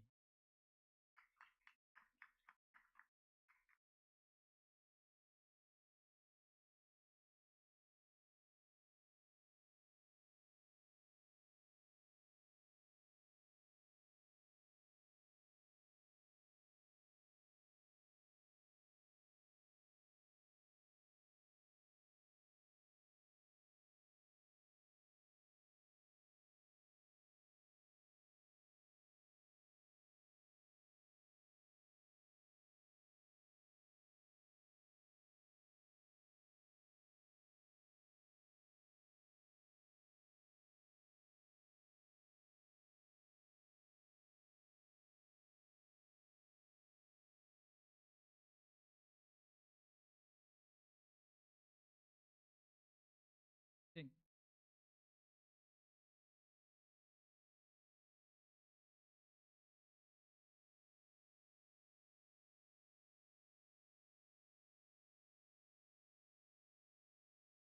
thank you, Professor Vigneswaran. Congratulations once again to all our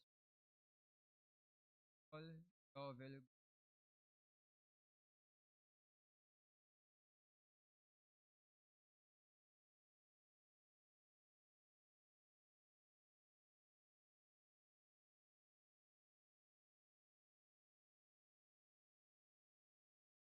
What an extraordinary afternoon. To adjunct Professor Salim, thank you for showing us that AI-driven energy optimization is not a promise of it is happening in Malaysia building today. To Dr. Mazlan Abbas, thank you for expanding our understanding on how IoT platform and smart city thinking are reshaping the way we build, connect and govern our world. To Dr. Rosli Muhammad Sabri, thank you for bringing the hardware perspective to life and for reminding us that world-class award-winning innovation is being engineered right here. And to our moderator, Mr. Tile Raj, thank you for guiding our panel with the wisdom, depth, and vision of someone who has truly shaped Malaysia's technology journey. On behalf of UNIMY and BAC Education Group, we extend our deepest appreciation to each of our speakers, to our partners at Square Cloud and Mimos, and to every one of you in this room for choosing to be part of this conversation. Today was titled Smart ESG, How AI and IoT are Transforming Malaysian Industries. I hope you leave today not only better informed, but genuinely inspired to be part of that transformation wherever your role may. Thank you so much and urgent.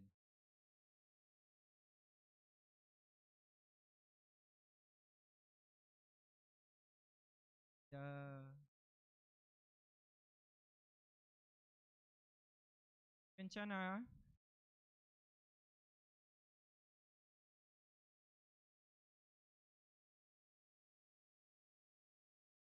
Okay, current students.